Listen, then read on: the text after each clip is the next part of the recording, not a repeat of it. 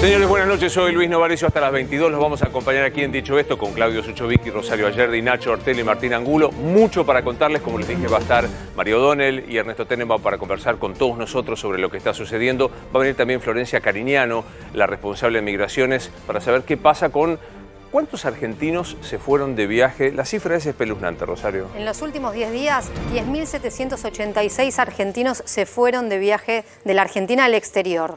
En los últimos 10 días, de a 1.000 por día se fueron yendo, sabiendo que no podemos discriminar cuántos turismo o cuántos residentes. El 45% es turismo. O sea, hay 5.000 personas que están en el exterior que, sabiendo lo que está sucediendo, sabiendo que no se iba a garantizar el retorno, se fueron. La pregunta ¿es una razón humanitaria traerlos o es nadie puede alegar su propia torpeza de quien se va de viaje y no puede volver a la Argentina? Vamos a estar hablando, por supuesto, de este tema, de economía como corresponde, pero me voy rápidamente con Cristian Balbo, la Casa de Gobierno, porque hay novedades de lo que pasó y de la salud del presidente. Cristian, buenas noches.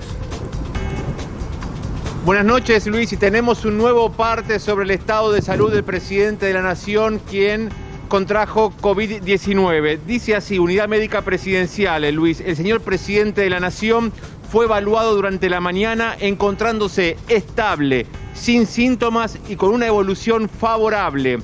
El mismo seguirá cumpliendo el aislamiento obligatorio y bajo estricto control médico. El cuadro clínico es leve, Luis, según este parte, y este dato es muy importante. Se realizó un estudio de secuenciación de genoma completo. El linaje identificado en el presidente de la Nación no se corresponde con ninguna de las nuevas variantes que circulan y que generan preocupación. Traduciéndolo, el presidente no contrajo las cepas agresivas, ni la de Manaus ni la del Reino Unido. Habiendo recibido las 2 dosis de Sputnik, contrajo el COVID con las cepas originales, las que vienen circulando desde marzo del año pasado en la República Argentina. Este es el dato más relevante de este nuevo parte a partir del estudio que le hicieron al presidente de la Nación. Bien, bueno, sabemos que esto está bien, sin síntomas, esto es ni fiebre, quizá algún dolor menor que es clásico de la enfermedad, pero ninguno de los síntomas que, por supuesto, que buena oxigenación, lo cual nos alegra, por supuesto. ¿Algo para agregar de lo que ha sido el encuentro, de hoy, lo que será el de mañana, Cristian? Sí, exactamente. Mañana a las 8:30 de la mañana va a haber una conferencia de prensa la ministra de Salud, Carla Bisotti, aquí en Casa de Gobierno, y va a ser habitual que al menos una vez por semana la titular de esta cartera ofrezca conferencia de prensa. El título que salió de aquí de este encuentro que mantuvieron Nación, Ciudad y Provincia es el siguiente: la segunda ola es un hecho. Esto es lo que quieren transmitir y en esto obviamente se han puesto de acuerdo por el incremento de casos, tanto de infectados como de fallecidos. Bien. La fecha es el viernes 9, lo venimos diciendo, vence los decretos. La semana que viene sí podría haber restricciones, se habla por supuesto en cuestiones vinculadas al transporte, lo que tiene que ver con recreación y también con nocturnidad. No se toca la presencialidad en clase, pero te repito, lo que quieren transmitir es que hay conciencia de que la República Argentina toda está sumergida en la segunda ola y podría haber cuarentenas zonificadas por provincia. Se habla también de un Zoom del presidente de la Nación, aislado con los 24 gobernadores, Luis. Volvemos enseguida, Cristian, con vos. La verdad que las cifras de hoy son tremendas. Quien las tenga a mano, me parece que está bueno que las recordemos para saber de qué hablamos, de cantidad de infectados que sigue creciendo. Yo te recuerdo que en Buenos Aires, en la ciudad de Buenos Aires, habíamos llegado a unos 500, 600 infectados, lo cual era una baja, un aplanamiento de la curva. ¿Dónde estamos, Nacho? Perdón. 13.667 casos positivos hoy. En el país. En el país. Y aquí en la capital 2.428. Bien. Hoy en capital. Es muy, muy importante. No tenemos la secuenciación genómica para saber qué grado de circulación tienen las cepas contagiosas. No lo sabemos. Que se hace una muestra más chica de la cantidad de test. En base a los positivos se les extrae una muestra para, lógicamente, poder medir de acá a 2 semanas cómo está el nivel de positividad de la nueva cepa de Manaus. Y vos pensás que cuando se conoció que ya circulaba la cepa de Manaus, la de California, la de Río de Janeiro y la de Reino Unido, el estudio había llegado hasta el 15 de febrero. Bueno, hasta el 15 de marzo. 15 de marzo. Del 1 de febrero al 15 de marzo. Claro. Digamos, sabemos que algo va a pasar. Que las medidas que tenemos hasta ahora vencen el 9 de abril. el próximo viernes. Sí. ¿Podemos tratar de pensar qué va a pasar? ¿Cuáles son las ideas de lo que va a pasar? Bueno, algunas las contaba Rosario en el pase. Límites a la nocturnidad, Luis. Acá en realidad, para pasar el limpio y que la gente entienda, acá hay una puja muy grande entre el sector más cercano, o sea, del oficialismo, pero más cercano a los cierres, por ejemplo, el gobierno nacional, el gobierno provincial, y por otro lado la Ciudad de Buenos Aires. Hoy en la reunión de hace un ratito, Luis, se le planteó a Felipe Miguel la intención del gobierno de la provincia de cerrar todo. ¿Qué es cerrar todo? O sea, definime qué es cerrar todo. Con los números actuales, en otro contexto estaríamos cerrando. Entonces, ¿por qué en este contexto no estamos cerrando? A lo que Felipe Miguel dijo, para nosotros, es decir, la Ciudad de Buenos Aires, que nosotros entendemos que hay un margen para seguir un poco más porque la economía también está golpeada. Hay que atender las dos cuestiones. ¿Qué planteó el jefe de gabinete? Sí. ¿Hasta dónde banca? ¿Cuál es la concesión que haría la Ciudad de Buenos Aires? La ciudad está dispuesta, más allá de reforzar los controles, de estar encima del transporte público, por ejemplo, Luis, que es un tema que sí va a estar seguramente entre los anuncios. Los 3 distritos van a empezar a controlar el transporte público. La ciudad está dispuesta a ceder en los límites a la nocturnidad. Actualmente, hasta las 2 de la mañana podés estar en la calle, pueden estar abiertos los bares, no pasa nada. La ciudad está dispuesta a ceder hasta las 12 de la noche. O sea, volver a lo que fue el comienzo, porque al principio era hasta las 12. Claro, pero ¿qué pasa?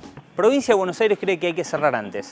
Provincia cree que si se hacen las cosas bien entre los 3 distritos, puede haber un margen para cerrar a las 10 de la noche, hacer un torniquete, esto que hablábamos de el martillo y la danza. Y el martillo, claro. Exactamente. Asegurar que la transmisión no sea comunitaria, en realidad se baje el nivel de transmisión por las noches, que vos después no lleves tu hijo no lleve el virus a la escuela y mantener las escuelas abiertas. Pero para entender de qué estamos hablando con el límite a la nocturnidad, ¿es cerrar bares, restaurantes, todo a las 10 de la noche? Vos podés mantener el takeaway, podés estar abierto, pero para que se te siente gente hasta las 10, 10 y media. Bien. Un turno de lo que se llama la nocturnidad, es una cena de 8 a 10. ¿Hay chance, Rosario, de que en ciudad sea una cosa y en provincia sea otra, en el AMBA, digamos, que quede partido el AMBA, o te parece imposible? La idea justamente de la reunión de vuelta, de convocarlos mañana a las 2 de la tarde, Santiago Cafiero, a los 2 jefes de gabinete, es para que se pongan de acuerdo. Lo que pasa es que la provincia dice,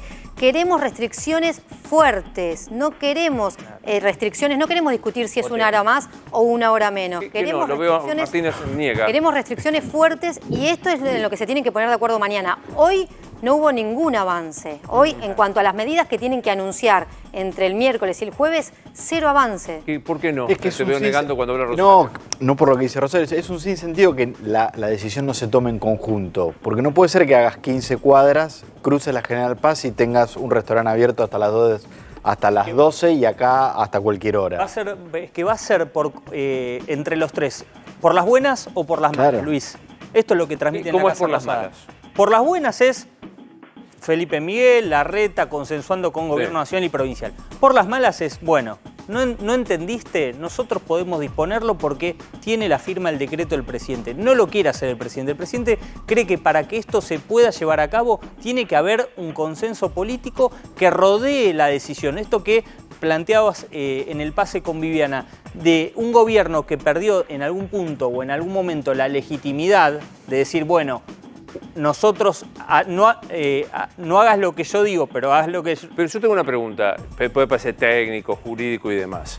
¿Puede el gobierno nacional pasar por arriba de las jurisdicciones provinciales y decretar? Bueno, ya pasó, en marzo del año... ¿Puede, Martín? Puede. Y será toda una discusión. No lo quiere hacer. Puede porque en el decreto pone el índice epidemiológico y pone las provincias y los distritos que están dentro del índice epidemiológico que le permite tomar esas medidas. ¿No te acordás espero que que le pedía autorización en un momento para habilitar actividades en Capital? Cafiero. Le tenía que pedir autorización. Para abrir un bar en la ciudad de Buenos Aires, en Quitiripi, había que pedirle permiso a Cafiero. Un disparate monumental. Pero había acuerdo en cerrar en ese momento. Yo no sé qué pasa si una jurisdicción te dice, yo esto no lo cumplo. Y te dice es inconstitucional. Decretar el estado de sitio, te dice estoy puede buscando. No controlar, entonces, que se va a notar que la ciudad no se cumple y puede no controlar. Otro argumento de la ciudad de Buenos Aires es, bueno, nosotros Cuando lo ponemos, controlamos. ¿Qué pasa en el conurbano bonaerense? Porque los intendentes no están controlando, no depende solamente del gobernador, sino que son los intendentes. Uno de los grandes puntos es que acá se bajaron los controles.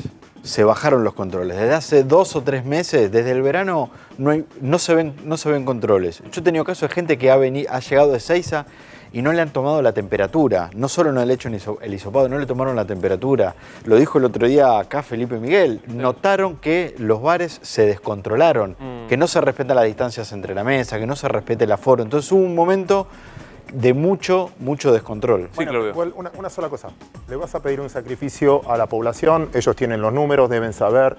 Yo lo único que pido es la transparencia en esa comunicación. ¿Qué significa? Vos me podés decir, Claudio, hoy no hables de economía, no tiene sentido, cállate la boca. Y la otra cosa es que me expliques, cállate la boca porque vas a quedar mal, porque que digas 2 acciones subieron, 2 bajaron, es la forma con la que me comunicas. ¿Qué quiero decir con esto? Es la transparencia en la comunicación. Hubo 13.275 casos, de los cuales tantos se produjeron de noche. Ustedes ya hicieron el esfuerzo, ahora el Estado te va a pedir que cierres de 10 a tal día. Eso es un perjuicio para ustedes. Por lo tanto, el que tiene un perjuicio va a tener una ayuda, lo que fuera, transparente de la mismo sacrificio que estoy pidiendo. Y otros, no, son beneficiados del sistema, por lo que fuera, bueno, buscalo. Que sea transparente el por qué tomaste esa decisión. Ahora, no es cierran todos, porque en el fondo, hoy yo vine, no sé, perdón que sea autorreferencial en esto. ¿Alguien avanzó por la 9 de julio hoy? Sí. No. Todas las marchas que había. ¿Vos decís que eso contamina solo el bar? No, claro. ¿Eso no pasa absolutamente nada? Y que entonces, otra vez, ciudadanos de primera y ciudadanos de segunda, ciudadanos que obedecen y ciudadanos que no. Entonces vos ves que el vecino no hace nada y vos decís, bueno, pero yo me estoy fundiendo. Entonces, el ejemplo. la transparencia en la información es necesaria. Nocturnidad y salidas recreativas se ve y tiene incidencia en el Bueno, índice explícalo. Porque los menores es la tasa de crecimiento más alta, de 0 a 29 años, es donde se ve la tasa de crecimiento. Yo te muestro esta foto, Rosario, que nos comparte Valeria Mirabella, la locutora con la que trabajamos todos los días en Radio La Red, del Roca. Yo comparto esta foto. La nocturnidad es complicada. ¿Me contás esto que estamos viendo? Esto es el Roca. Este es hoy, sí, Tren Roca vía Temperley. Así viajaban hoy los usuarios del tren, que supuestamente lo que dicen es uno tiene que sacar su turno en el tren para acceder y demás. Lo que pasa es que una vez que sale de la ciudad de Buenos Aires, las paradas intermedias, nadie las controla. Es incontrolable. El transporte público es otro lugar donde se dejó de controlar. Al principio subían inspectores, controlaban, te pedían la aplicación para ver si eras esencial. Algo había, es verdad. Una sola vez yo viajé y efectivamente te venían a pedir al celular el permiso de circulación. Yo digo, esto, por ejemplo, ¿qué tienen previsto? Le van a echar la culpa a la reta que abre los bares. Que esto es, si se quiere, el único punto de acuerdo que tienen las 3 jurisdicciones y que entienden en el gobierno que realmente controlar en el transporte público va a generar que aquel que en el sector privado era requerido de que fuera a trabajar, se vuelva a esta recomendación de si se puede hacer home office, que se haga home office. Porque claro, hay trabajos en los cuales, en algunos trabajos te pueden pagar un remis, un taxi, en otros trabajos no te lo pueden pagar. Entonces, ahí en esos rubros se van a ver obligados a que hagas home office. Ahora, vos fíjate, en los últimos días el gobierno cambió el discurso y empezó a reinstalar el hecho de que en cada área que se tenga que o que sufra un nuevo cierre, va a haber una ayuda. Antes, si preguntabas hasta diciembre / enero, decían no hay más ayuda, se terminó el subsidio. Ahora, en los últimos días se empezó a hablar, vamos a ayudar o no vamos a dejar que nadie se caiga del mapa. Pero, insisto, ¿no? O sea, nocturnidad, que es una obsesión, que probablemente tenga una razón epidemiológica. No probablemente, la tiene, quiero decir, quito el probablemente. El punto es que hay como un repiqueteo sobre este tema. Transporte público, volver a los controles, ¿y qué más? Reuniones sociales. Esto es reuniones en casas privadas. Exactamente. ¿Hasta cuándo? Hoy es hasta 10. Hasta 10, que no se cumple. En provincia está, pero no se cumple. ¿Por qué? Porque en ciudad no está, en ciudad no existe. Sí. Entonces, el planteo que te hacen desde provincia es, nosotros la limitamos a 10, perfecto. No se cumple. ¿Por qué no se cumple? Porque si se cumple acá, no se cumple en la ciudad. Entonces, quieren unificar. ¿Y qué quieren hacer? ¿Evitarlas, prohibirlas? O sea, hoy un funcionario me decía, por ahí 7, por ahí 5. Lo que se quiere es desalentar el encuentro en el que se rompan burbujas en los domicilios. Actividades comerciales, qué sé yo, no. Volvemos a cerrar. No, sigue todo igual. Actividad comercial va a ser la última instancia. Espacios públicos, ¿te acordás que en algún momento se discutía si parques o no? Tampoco. Bueno, esa es Mayores una controles. preocupación, claro, es una preocupación que transmitió Kicillof. O sea, si yo tuviera que interpretar lo que pasa es Kicillof, Goyán, Blanco son los más críticos, Larreta, Miguel, Quirós, los que dicen bancamos todavía. Por ahora podemos continuar de la misma manera. El tema es cuándo se da esta situación. En algún momento va a suceder. O sea, la ciudad hoy dice que no, en 15 días lo va a tener que hacer.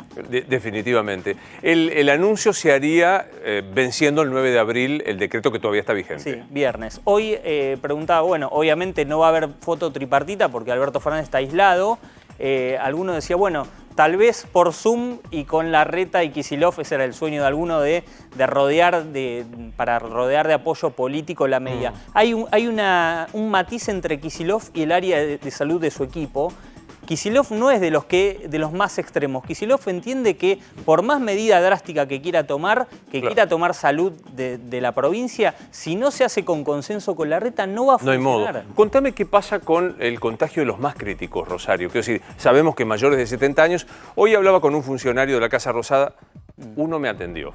Quiero decir que hoy sentí que era otra buena... Bien. Se acerca el cumpleaños y me sentí como que era un regalo, porque no estoy consiguiendo la posibilidad de charlar con los funcionarios. Que me decía, hay una premio para tratar de que mayores de 60 sean rápidamente vacunados porque serían las posiciones más críticas. ¿Qué pasa con los mayores de 70? Los mayores de 60 implican el 80% de los fallecidos. Claro. O sea, mayores de 60, 80% de los fallecidos. Hay que llegar con la vacuna. ¿Qué es lo que está sucediendo de todos modos? Cuando uno ve la tasa de crecimiento, la de mayor velocidad es de chicos de 10 a 19 y de 0 a 9. O sea, ahí hay que prestar atención, lo que discutíamos el otro día. ¿Es la escuela, son las plazas, son las actividades recreativas, son los deportes de estos chicos? Bueno, hay que prestar atención. Y por debajo están los mayores de 70 y los mayores de 60. Es decir, por la vacuna y porque se están cuidando más, porque están respetando más la cuarentena en esta etapa. Yo sé que es imposible porque el envío de las vacunas depende de alguien que no es el gobierno argentino. Este funcionario me decía, nosotros queremos llegar a mayo con todos los super 60 vacunados. ¿Hay posibilidades? 7.200.000 personas son más o menos. O sea, Es difícil. Hoy tenemos ¿cuántas vacunas? hoy hay 7.200.000 en total. En total, de las que llegaron. 7.200.000, pero se aplicaron muchas a fuerzas de seguridad, trabajadores esenciales de la salud y demás. Habría que vacunar, creo que 5 millones de personas más. Bien, entre tantas cosas que nos trae complicado el COVID, con estas consecuencias que hablamos, que no nos podemos juntar todos a una misma mesa como yo querría, pero no se puede, tengo que mantener distancia, pero hoy están, es un gran gusto recibir a María O'Donnell y a Ernesto Tenenbaum. ¿Cómo les va? ¿Cómo andás, Luis? Oiga, qué linda está. Muchas Permítame gracias. el piropo que se lo diga. Qué lindo. Para mí son dos de los periodistas que yo más respeto, primero porque son tipos súper inteligentes, son buena gente y aparte tienen una mirada crítica. A mí me parece que alguna vez un común amigo dijo, yo estoy seguro de muy pocas cosas, de todo lo otro estoy dispuesto a debatirlo y me parece que esto representa un poco lo de ustedes. ¿Cómo estás viviendo esta semana rara de decisiones, María?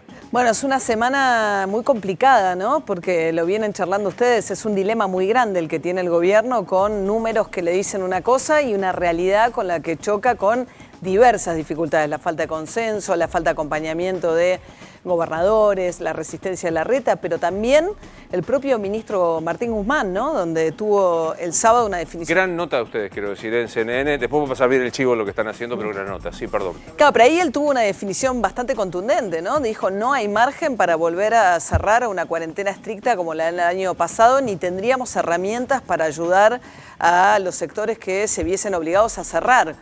Entonces es un dilema, a la vez es un dilema en el que quizás no tenés opción, no podés elegir. Crees que podés elegir, pero no podés elegir. Pero ¿no sentís que hay que agregarle el dilema, el viejo dilema del 18 de marzo del pasado, economía y salud? Se agrega un otro dilema, que para algunos, y me incluyo, no funcionó, o sea, no fue exitosa como se planteó la estrategia, otros dicen sí fue exitosa. Entonces digo, se agrega el componente de un año sobre los hombros de esta situación. Sí, absolutamente, y una situación de mucha incertidumbre con relación a que, a mí una de las cosas, Ernesto mira mucho las cifras del coronavirus, es un experto en todo esto, pero a mí me preocupa un poco lo ralentizado que viene el ritmo de la vacunación, a pesar de que ahora tenés digamos, se dieron 4.300.000 dosis, hasta no vi el último número de hoy, pero menos de 4,5 millones, tenés 7 millones en el país, 1 millón distribuidas, y vos ves la curva de cómo vacunan y no aumenta la velocidad de la vacunación.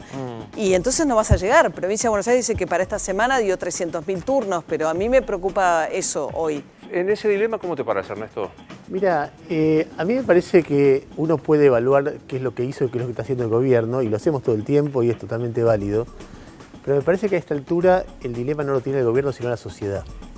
Porque el gobierno en algún punto, todos los gobiernos, hasta el de Angela Merkel, son débiles frente a la posibilidad de imponer su criterio. Porque vivimos en democracia, porque estamos muy acostumbrados en la sociedad occidental a que cada uno es libre de decidir lo que quiere.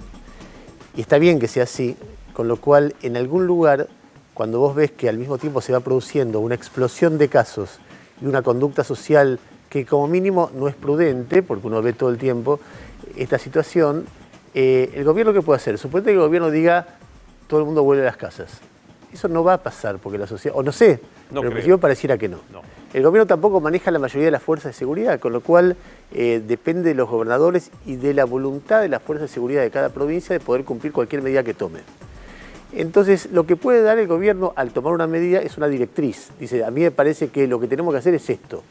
Y después la sociedad verá si la cumple o no. Vos ves en este momento, hoy por ejemplo, hoy la ciudad de Buenos Aires informó 2.500 casos.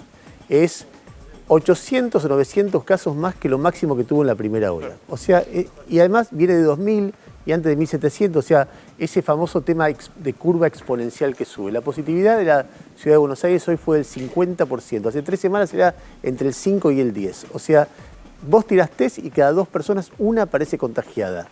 Con lo cual, si era verdad lo que nos venían diciendo desde el principio, que es que primero se contagian los jóvenes y después los grandes, y vas a tener un problema, o es muy razonable pensar que en las próximas semanas vas a tener un problema muy serio de tensión en el sistema sanitario, de contagios, de muertes, etc. Frente a eso, ¿qué hace la sociedad? Hoy es una sociedad mucho más desarmada que hace un año, por lo que vos decías del cansancio, porque hay menos conciencia, porque la gente, porque el gobierno también, los gobiernos, también el gobierno de la ciudad, dieron barquinazos, un poquito más para acá a veces, un poquito más para allá, etc. Y también los gobiernos están constituidos por seres humanos que no saben qué hacer frente a un virus que les da un baile bárbaro acá y en la China. Entonces, me parece que se acerca un momento de dilema de cada uno de nosotros, donde el gobierno tiene sus propios dilemas, cómo hacer para dar una orden que es necesaria pero por ahí no se cumple, cómo hacer para preservar la economía, cómo hacer para ser creíble 2 días después que dijiste váyanse a la costa sin ningún problema, cómo hacer para frenar lo de la costa cuando hay una presión social enorme para que permita lo de la costa. Entonces, está atrapado en un laberinto, pero finalmente va a depender de cada uno de nosotros. Pero es cierto, yo comparto eso, ¿no? Pero ¿no sienten también que hay una, probablemente por la grieta, probablemente por el modo que se hace política en la Argentina, una soledad, yo creo que generada, autogenerada, autoinfligida del gobierno, que no comparte decisión con nadie? O sea, yo sé que no se puede comparar con otros países del mundo, pero en otros lugares estas decisiones se debaten en el Congreso. Ya sé lo que me vas a correr, me vas a decir, en este Congreso que tenemos tan miserable muchas veces, es muy difícil cuando vos tomás una decisión solo, sin ningún tipo de consenso más que tratar de ver qué pasa con la reta al que castigás en lo político. No sé cómo lo ves, María. No sé, yo creo que en ese sentido creo que al revés, que creo que Argentina fue un ejemplo donde el federalismo, digamos, en sus momentos mejores y peores, pero vos lo viste a Gerardo Morales y a, digamos, gobernadores de la oposición, más o menos sin terminar de sacar los pies del plato de lo que era una estrategia que fijan en común, y ves que hay un esfuerzo de tratar de ponerse de acuerdo antes de hacer anuncios. Yo no sé si ese es el principal problema de falta de consenso, porque de hecho yo a veces veo más ruido dentro del PRO con las actitudes y las decisiones que toma Larreta, o veo más incomodidad en Macri en cómo llevó adelante Larreta todo el combate al coronavirus, que en el propio gobierno, o más incomodidad en algunos sectores del radicalismo, incluso de Cornejo, con lo que hace Morales en Jujuy, donde me parece que los que tienen responsabilidad de gobierno han tenido más acuerdos que desacuerdos con esto. Yo no lo veo, me parece. No lo ves por ahí. ¿Y no sentís, Ernesto, que también empezó a terciar la campaña electoral en la que estamos definitivamente? Desde el principio, mira, yo cuando vuelvo al comienzo, a ver, todos nosotros estamos acostumbrados a ver cómo funcionan los gobiernos, etcétera, que finalmente son seres humanos, contradictorios, ambiciosos, algunos de ellos muy talentosos, otros no. Pero cuando yo vi cómo empezó la pandemia, es decir, con los acuerdos políticos, hablando con expertos científicos, privilegiando la salud, consiguiendo barbijos, camisolines, respiradores, test, lo que se podía a la desesperada, me pareció realmente que se estaba haciendo algo en los 3-4 primeros meses que estaba muy por encima de lo que yo siempre he visto en política, muy por encima. Y después volvió lo de siempre, que uno deja de entenderlo tan claramente. Entonces cuando Alberto Fernández le quita los fondos así de sorpresa a Rodríguez Larreta, la lógica de la coalición gobernante empieza a imponerle a Alberto Fernández que rompa esa foto, y él la rompe o la rompe por momentos y después tiene su respuesta a eso del otro lado. Siempre un gobierno sometido a un bombardeo de críticas, a mi entender en este contexto un poco exageradas, porque se le pide que sea Dios a un gobierno que no puede ser Dios porque es un gobierno. Entonces toda esa dinámica va rompiendo aquella foto que la población pero aplaudía con emoción porque decía 80% de imagen positiva, todos en ese momento. Bueno, eso se rompió, entonces, y parte de la responsabilidad, una parte muy importante, la tiene el gobierno nacional, sin ninguna duda que, bueno, toda la agenda del lawfare, de la justicia, que es tan divisoria, aun si tuvieran razón que no la tienen, volvió a romper, a revivir viejos fantasmas, Cristina, nada, imponiéndose sobre Alberto tantas veces. Bueno, todo eso hace que hoy se llegue a una sociedad cansada, con menos conciencia, un gobierno más dividido. Esa foto de la dirigencia política unida ya no existe, y si existe va a ser poco creíble. Y entonces eso, ahí sí hay una responsabilidad. Ahora es lo que somos finalmente. Luis, mira, claro, yo hoy hice una nota sobre Manaos, que había salido en Infobae, y yo hice una familia argentina que vivió en Manaos. Y contaba que en diciembre, cuando empiezan a subir los casos, el gobernador decide cerrar, es decir, que cerrar los restaurantes, cerrar los bares, cerrar las escuelas, fueron a la casa a buscarlo para lincharlo. Entonces el tipo retrocede y después se produce el desastre. Si este señor me decía, si hubiera sostenido su decisión, pero era imposible porque la sociedad no lo acompañaba, quizás salvaba. Entonces son dilemas terribles que superan lo humano, superan las dimensiones humanas, y que no sé cómo se resuelven. A mí, yo veo cosas que no me gustan, digo, así como me gusta aquella foto, todo lo que vino después, rompiendo esa foto no me gustó. Sí, ahora, yo lo que trataba de explicar es esto, o trataba de señalar es esto. No puedes manejar el virus, está clarísimo, o sea, esto no puede manejar absolutamente nadie. No puedes manejar el colapso de la fabricación de la vacuna, que hay laboratorios que... Pero si eso vos le sumas, no puedes manejar la naturaleza humana, porque yo también siento que hay un juzgamiento feroz en el tipo que decide, me voy a la costa y veo qué pasa. Me parece que forma parte de la naturaleza humana. Lo que sí podés juzgar es que en el medio de este desastre se lancen a hacer política en ese sistema perverso que es conmigo o en mi contra, y generás esto, porque es todavía más estresante, me parece. Sí, sobre todo, además, cuando entra en el medio temas de por ejemplo, como la vacunación, donde todos nosotros seguramente tenemos un ser querido al que acompañamos a vacunarse y lo vivimos con una enorme emoción. Entonces, cuando la vacuna entra dentro de esa discusión, se vuelve muy triste, ¿no? De un lado uno ve la discusión acerca de si el PAMI tiene que vacunar o no, si Larreta privatizó o no el sistema de vacunación, etc. Y yo quisiera entender mejor por qué no acelera el ritmo de vacunación. No lo entiendo. También me parece una discusión válida el hecho de decir, bueno, estás repartiendo proporcionalmente a la cantidad de población que tiene cada distrito. Está bien, fue un acuerdo de todos los ministros de salud reunidos con Carla Bisotti. Ahora, la ciudad de Buenos Aires tiene más de 1 millón de adultos mayores de 60 años porque es una ciudad envejecida. Una ciudad ñosa, punto. Entonces digo, ¿por qué no? Si vamos a repartir según población objetivo, ¿no? ¿Por qué no empezamos? ¿Por qué alguien menor de 60, que es un argentino, según su lugar de residencia, va a acceder antes o más tarde? A mí eso me parece... No me gusta. Ese tipo de situaciones me parece que es donde aparece lo peor de la discusión política, chiquita, respecto a un hecho. Decir, bueno, está bien, diseñemos población objetivo. No me importa dónde vivo. Si tengo todos los de 75, vamos a recibir al mismo tiempo, los de 70, etcétera, etcétera. E insisto, me parece muy lento el dispositivo. Sí. No estoy y a eso también tenés cuestiones colaterales muy miserables, ¿no? O sea, se enfermó Alberto, entonces la vacuna no sirve. Que bueno, un absurdo. Vos lo ves a Quirós defendiendo, teniendo que salir a decir el ministro de Salud de la Ciudad de Buenos Aires diciendo de ninguna manera, nuestro objetivo no es que nadie se contagie, sino que es una gran proporción de los que se vacunan no se contagian y en caso de contagiarse baja mucho la mortalidad. Entonces también hay un tuit espantoso también de una diputada del PRO provincial de Mendoza hoy. Pidiendo que se contagie Cristina. Deseándole, ojalá haya estado Cristina Kirchner junto con Alberto Fernández. Una diputada, o sea, vos decís, es un estado de enajenación. Médica infectóloga. Claro, es infectóloga, tenés razón. Médica. Yo la entrevisté esta mañana, no sé. Sí. ¿Cómo la pasaste con el coronavirus? A ver, yo no soy de los que pueden quejarse, porque yo no me contagié, porque yo estoy bien, toda mi familia está bien, mi mamá está vacunada, y tengo trabajo, y mis hijos tienen trabajo, estudian, o sea, estoy un poco podrido como todo el mundo, no hay manera de no decir, che, quiero que vuelva mi vida como era antes, y pensar todo el tiempo cuándo vamos a hacer las cosas que nos gustaba hacer, cuándo vamos a hacer una fiesta, cuándo te vas a encontrar, cuándo te vas a poder abrazar con tu vieja, cuándo, no sé, tantas cosas que uno viajar, pero también lo he vivido con mucha conciencia de informar con criterio, con mesura, entendiendo que es un desafío, es como si hubiera un terremoto de repente. Entonces vos decís, bueno, está bien, estos tipos no están repartiendo la ayuda como corresponde, o estos tipos están haciendo la política de siempre, o estos tipos, no sé qué. Estos tipos habló de todos, no solamente del gobierno nacional. Claro. Pero lo central es que hubo un terremoto. Es decir, las casas no se caen porque hay internas entre, no sé, poner México, entre el PRD y el PRI. Se caen porque hubo un terremoto. Entonces hay un momento donde yo no dejo de ver cuál es lo central de esta historia. Y es una historia de que hay un bicho que está entrando en todos lados y que por lo menos en América y en Europa ha hecho estragos.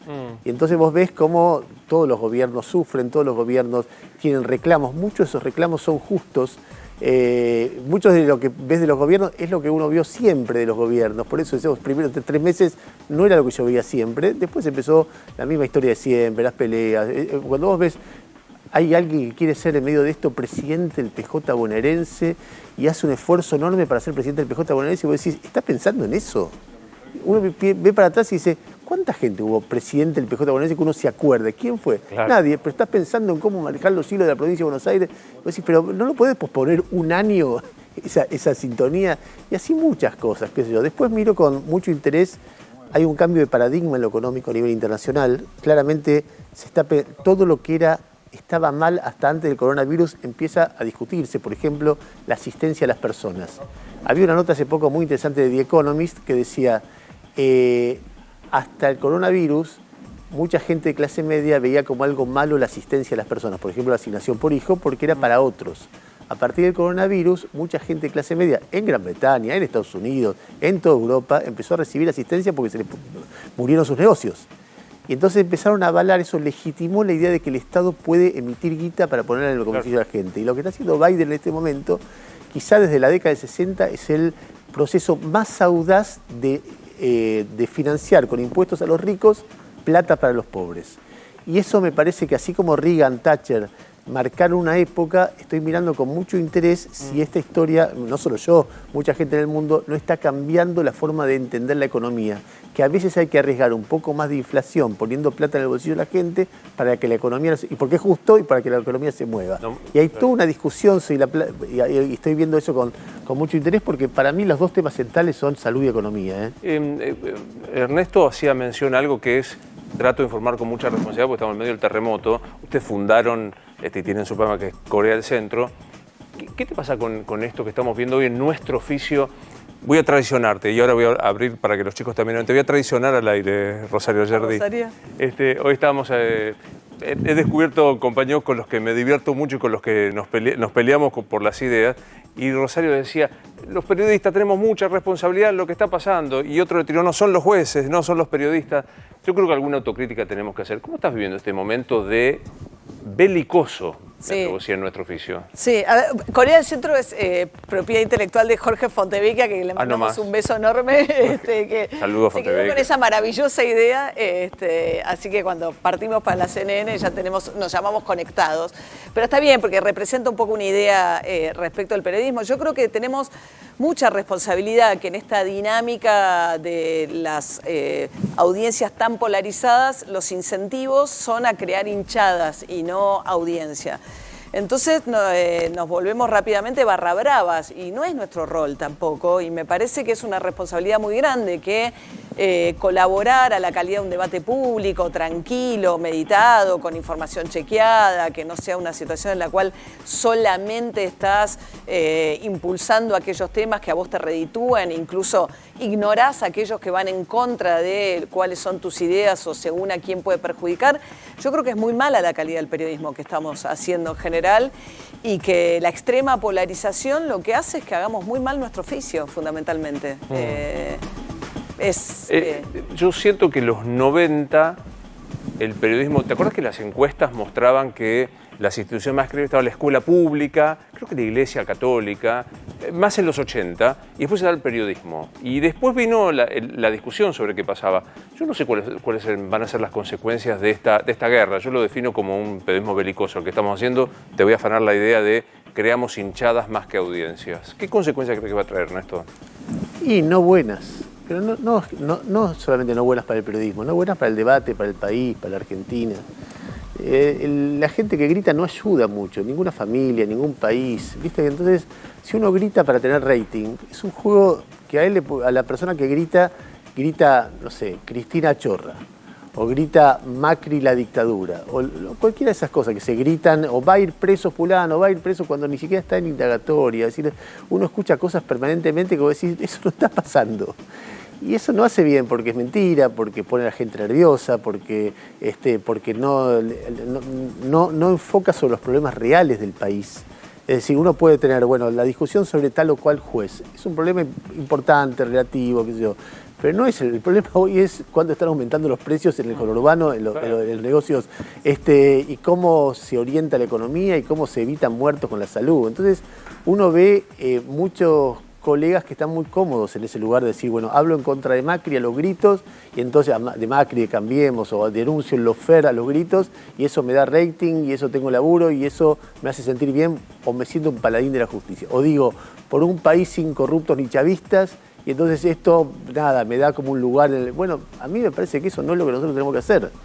Las reglas de nuestro oficio siempre estuvieron bastante claras. Vos tenés que buscar una historia, contarla, tratar de dar una información, como decía María, precisa, hacer una pregunta que sea criteriosa, no pelearte con la persona que estás preguntando, porque si vos estás entrevistando a alguien es para que se escuche lo que él dice, en todo caso ponerse en cuestión alguna cosa, pero me doy cuenta que en este momento en nuestra profesión hay muchos colegas que piensan así, pero en el espacio televisivo se hará en el desierto, porque las audiencias que buscan política la buscan porque están convencidas de algo, entonces buscan al profeta que le dice lo que ellos quieren escuchar. Sesgo de confirmación, ¿no? Claro, y entonces... hay la doble vara, ¿no?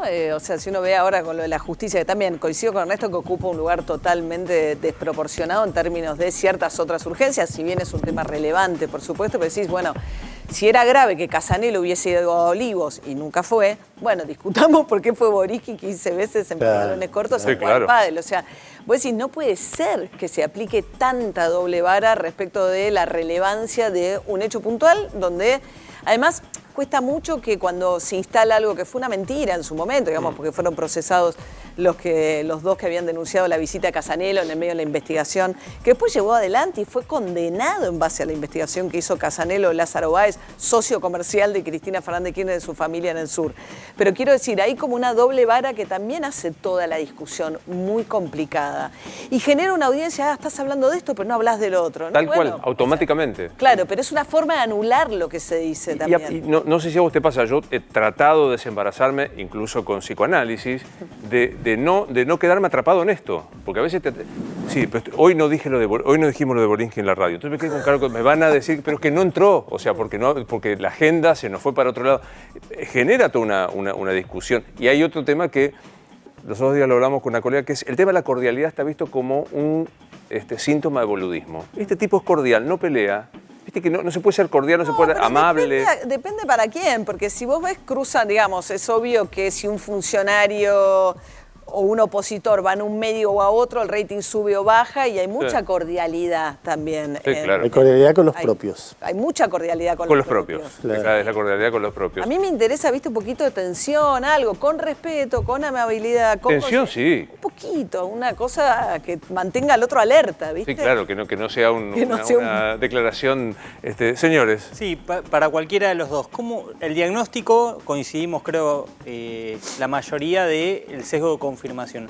¿Cómo se sale de eso? ¿Cómo se desenrosca este problema en el que estamos metidos? Porque es un problema del que también los medios de comunicación son parte, alientan esas audiencias y alientan en todo caso a periodistas que se suben a una tribuna y actúan según lo que quiere escuchar los oyentes, los lectores o los televidentes. ¿Cómo se sale de esto? Y con laburo. A mí me parece que con laburo. Es decir, vos tenés una línea, una convicción y la sostenés con el tiempo. Y no pensás en que te vaya bien, pensás en hacer un buen laburo. Y me parece que si haces un buen laburo con pasión, con dedicación, con insistencia, con estudio, viendo fuentes, eso tiene una recompensa. Que probablemente no sea mucha plata, que probablemente no sea mucha fama, pero nosotros no estamos para buscar mucha plata ni mucha fama. No soy quien para decir para qué estamos, pero si vos decís como periodista, estamos para contar una historia y que esa historia sea una historia contada de manera respetable. Entonces nosotros no estamos ni para cambiar el país, ni para voltear un presidente, ni para voltear una presidenta, ni para ser los paladines de nada. Somos periodistas, si se quiere es un oficio menor en algún sentido. Pero aceptar que lo que nos gusta hacer es esto, elegimos contar historias y las contamos y después a cada uno le va como le va. Pero, no sé, a mí me gusta mucho este trabajo y lo respeto mucho y lo disfruto mucho y me siento privilegiado por hacerlo. Pero es interesante esto, ¿no? O sea, también es una decisión personal fuerte que no se le puede atribuir a ningún otro. Es si vos transitas por el carril de contar una historia rigurosamente, con seriedad, con el riesgo de poca plata, poca fama, poco rating, que yo cuantas cosas más, o lo otro que te da mucha plata, mucho rating o mucha fama, es una decisión personal, o sea, no se le puede achacar a las circunstancias de la vida. Y tengo que hacer esto porque si no, no me ven. Pero no te va a ir mal, si haces un buen trabajo a alguien le va a interesar, yo te aseguro que a alguien le va a interesar. Hay miles de ejemplos, bueno, decenas de ejemplos. ¿Te pasa esto que plantea Ernesto? Lo que pasa es que... Sí, lo que pasa es que tenés que encontrar también medios que vayan por esa lógica, porque es difícil, digamos, uno puede suponer que a veces son solamente el incentivo de la audiencia, a veces seguramente hay otros intereses detrás también de ciertos posicionamientos. Entonces, a mí me parece que se vuelve como una cosa autocumplida, ¿entendés? Es como vos ofertás lo que crees que funciona y no probás tampoco otras cosas. Y yo creo que a veces cuesta generar esos espacios. Pienso que nosotros somos muy privilegiados, entonces trato de pensar no en nosotros, digamos, en este momento respecto de un lugar, de decir, bueno, trato de ir a un lugar sin estar a los gritos. Hay un montón de colegas que hacen unos laburos fantásticos. Vos citabas la nota de Hugo Alconada ayer. Una nota ejemplar en la historia que da la de las vacunas. Y así mucha gente hay que trabaja seriamente, que no levanta la voz, que no se cree más que un periodista, que es lo que somos. Que es lo que somos, sí, finalmente. Chicos. Lo entrevistaron hace un par de meses al presidente Alberto Fernández. ¿Cómo ven su figura después de la pandemia, en el medio de las internas, los cambios de gabinete que tiene que hacer justamente por ser parte de una coalición? ¿Cómo lo ven? Yo creo que, bueno, hay evidentemente una limitación que Alberto Fernández tiene por ser, digamos, el presidente de una coalición y ser el presidente sin ser la figura preponderante todavía hoy en la Argentina o dentro de la coalición, que es Cristina Fernández de Kirchner, ¿no? Y es un lío para él, se suponía que iba a buscar equilibrios también por ahí recostado con gobernadores, sindicalistas, y hace permanentemente como un juego donde a veces gana un poquito de terreno, retrocede mucho, pero él mismo, yo a veces pienso que nada más difícil que el ser albertista en este gobierno.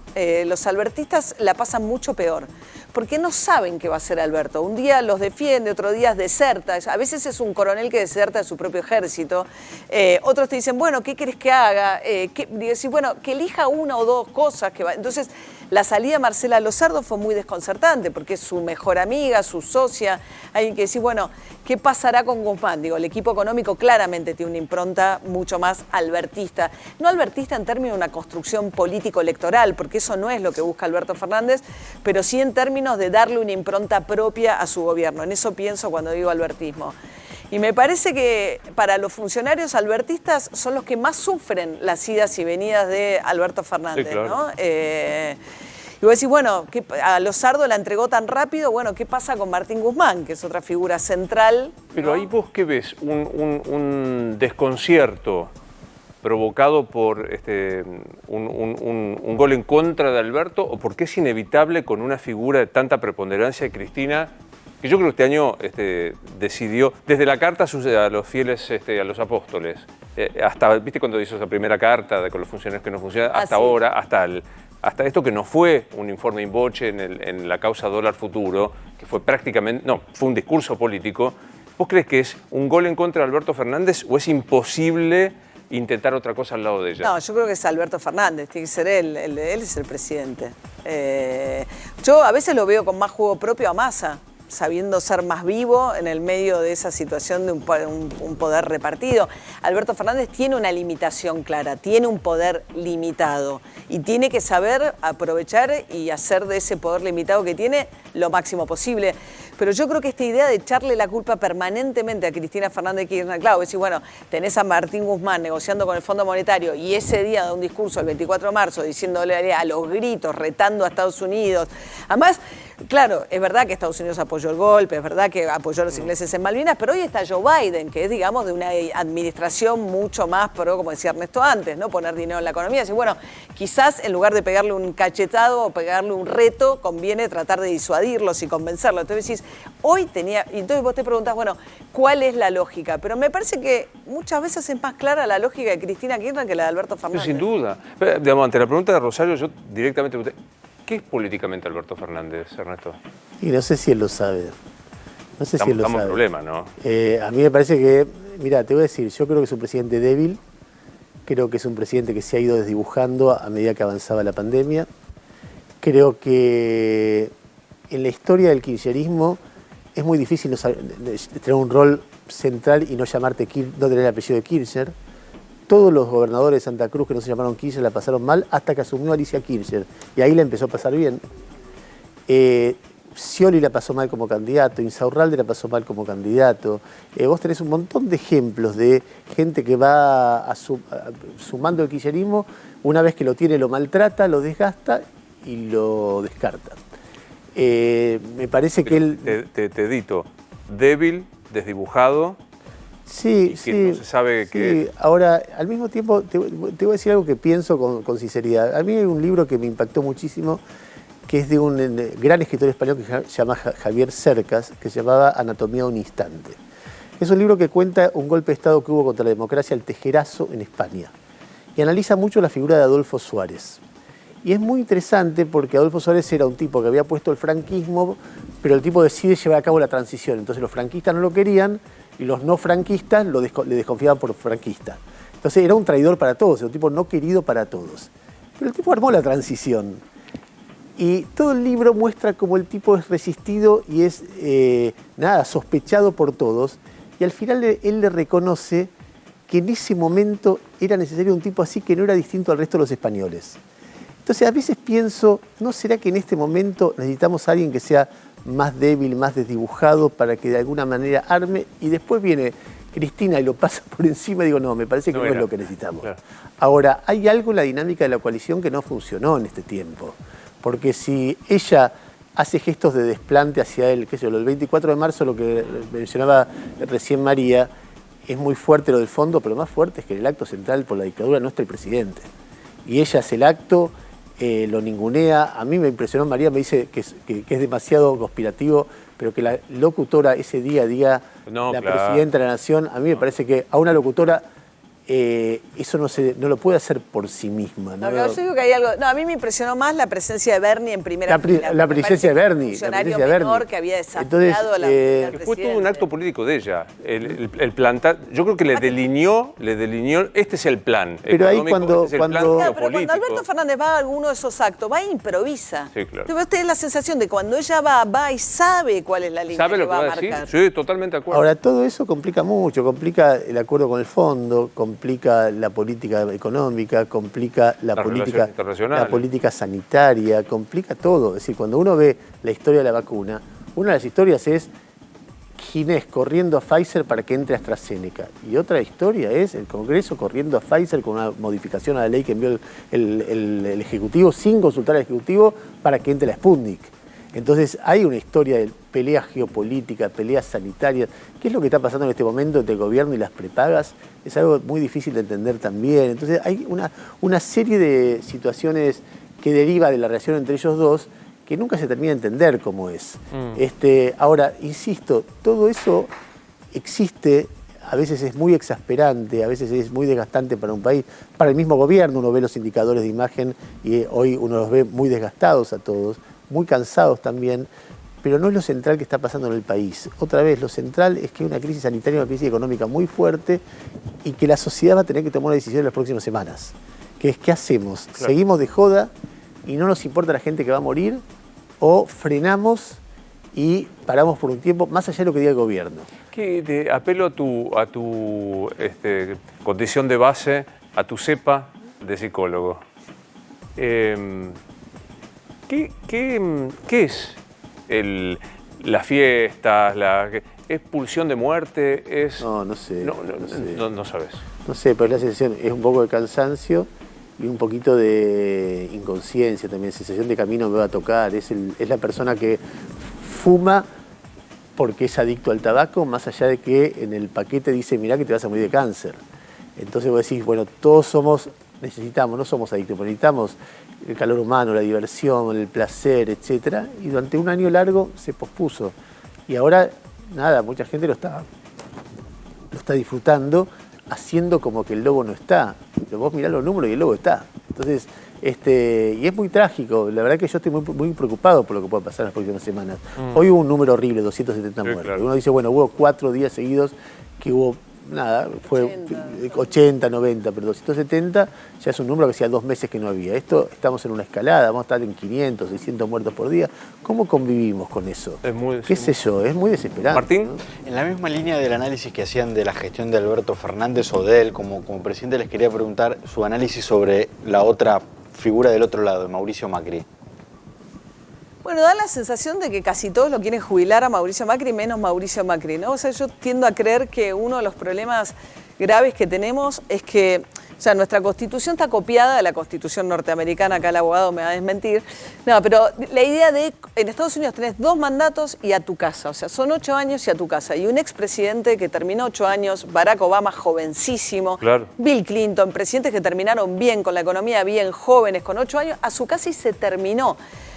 Aunque la Constitución no lo dice taxativamente. Nuestra Constitución no lo dice, entonces se reinterpreta que haces 8, descansás 4 y podés volver. Empezó con Menem, Cristina Kirchner y ahora con Macri, ¿no? Entonces esta idea de que el expresidente no se termina de jubilar nunca, yo creo que produce un estancamiento donde incluso volvemos siempre sobre las mismas discusiones, digamos, Cristina Kirchner y Macri, hace cuántos años que estamos en esos 2 polos. Entonces, me parece que eso le genera hoy un ruido a la propia oposición porque, o sea, uno puede ver el efecto del cierre de la economía del año pasado. La economía argentina cayó el 10%, probablemente haya sido la caída más grande de América Latina, pero venía de 2 años consecutivos de recesión y con un arrastre tremendo, y la deuda con el Fondo Monetario Internacional, que es monumental. Entonces, si Macri no hace una revisión de lo que fue la economía y solo vuelve con el discurso, es verdad, tiene un sector, que será un tercio, 25%, un apoyo núcleo duro, que se ve muy reflejado en ese discurso de si algo nos pasó es que no fuimos demasiado a fondo, ¿no? Si fuimos un poquito tibios. Sí. Para volver tenemos que hacer más de lo mismo y más profundo y más rápido. ¡Epa! Entonces, ahora. Y ahí mismo eso genera mucho ruido dentro de la propia oposición, ¿no? Y creo que es un lío hoy Macri para la oposición, creo que es un problema porque les revitaliza una base, pero es una base que no les alcanza ni para mantener la unidad de la oposición, que entiendo que todos, tanto la coalición de gobierno como la oposición, al final del día saben que separarse es un suicidio. También, viste que es un lío, probablemente en nuestro análisis, ¿no? María Eugenia Vidal fue 4 años gobernador de la provincia de Buenos Aires, no de cualquier lugar. Se mantiene en absoluto silencio.